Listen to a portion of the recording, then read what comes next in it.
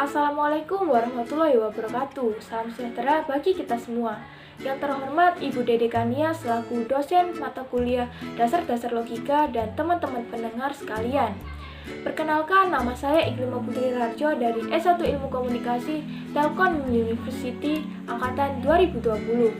Saya berada di sini mewakili pelajar-pelajar yang cemas dengan keadaan saat ini.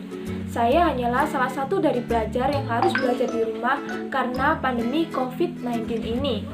Jujur, saya tidak suka sekali belajar di rumah, tetapi keadaan sekarang dan peraturan tanpa kita bisa melakukan protes apapun.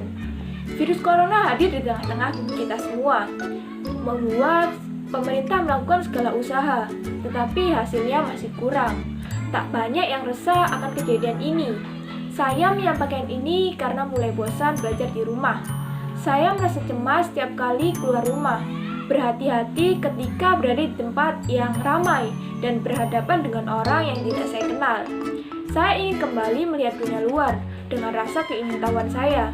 Ketika semua terasa mencemaskan dan perlu kehati-hatian, saya pun merasa dunia tidak menarik lagi. Apakah Anda merasakan hal yang sama dengan saya? Serasa tidak ada rasa ingin tahu akan sesuatu akibat sikap ketidakpedulian terhadap dunia hilang. Setiap hari kita melihat pelonjakan pasien COVID-19 di Indonesia. Dan setiap hari juga kita melihat berita beberapa orang yang meninggal dan beberapa orang yang sembuh.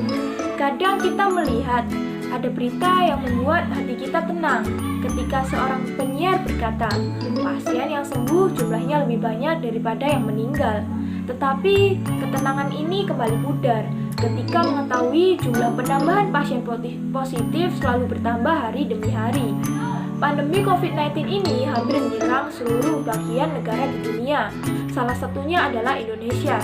Banyak dampak yang ditimbulkan dari pandemi ini, mulai dari sektor ekonomi, pendidikan, sosial, pariwisata, dan masih banyak lagi. COVID-19 ini umumnya memberikan dampak-dampak yang membuat aktivitas manusia menjadi terhenti.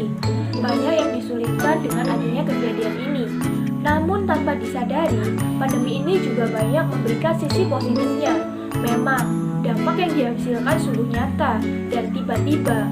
Namun, masyarakat tidak boleh menjadikan pandemi COVID-19 ini sebagai alasan untuk tidak melakukan kegiatan-kegiatan yang harus dilakukan. Kita tetap harus melakukan sosialisasi dengan sesama untuk berbagi harapan dan doa, karena kita adalah makhluk sosial yang masih membutuhkan yang lainnya. Tanpa seorang yang lainnya, kita pun tidak bisa bertahan hidup. Begitupun juga saya, sebagai salah satu makhluk sosial juga masih bertemu dengan teman-teman, bertemu dengan dosen di kampus untuk menanyakan materi yang saya bingungkan, seperti orang yang hidup di gurun tanpa alat bantu petunjuk. Namun, bagaimana saya bisa mendapatkan alat petunjuk tersebut jika masih menemukan segelintir orang tidak mengenakan masker berada di tempat umum? Bagaimana saya bisa merasa tenang ketika melihat orang-orang masih tidak sadar akan pentingnya mencuci tangan dan menjaga jarak? Saat new normal kembali diberitahukan, banyak di antara mereka yang mulai meremehkan, seakan virus corona ini telah pergi. Namun, padahal masih tetap saja menghantui. Tak pernah lelah pemerintah mengingatkan, cucilah tanganmu, pakailah masker, terapkan jarak aman, dan tetap di rumah.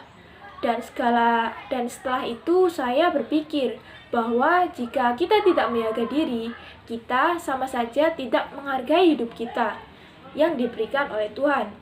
Dan bukankah tugas kita hanya tinggal menikmati, menghargai, dan mensyukuri dengan cara menjaga dari hal-hal yang kurang baik, bukan?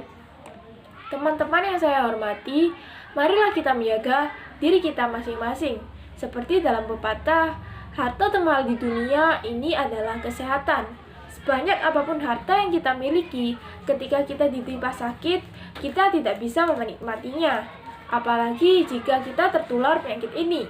Kita tidak hanya harus diobati, tetapi seperti menerima sanksi sosial karena kecerobohan kita sendiri. Ayo kita patuhi anjuran pemerintah. Cobalah jadi pahlawan setidaknya bagi diri sendiri dan orang sekitar. Sekian dari saya, atas perhatiannya saya ucapkan terima kasih.